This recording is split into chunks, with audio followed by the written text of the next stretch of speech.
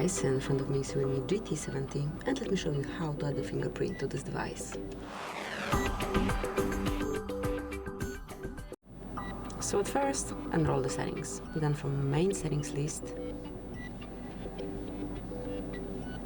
select security and privacy.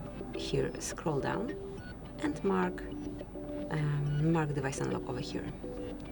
Now select fingerprint and face unlock. Mark fingerprint to add it.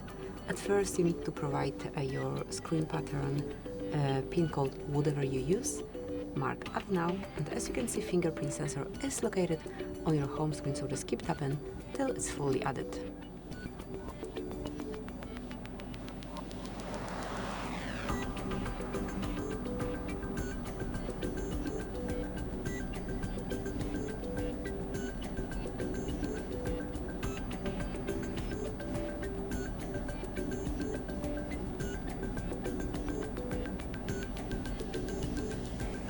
Tap on done once it's added, and as you can see from now on, you can unlock your device with this fingerprint only.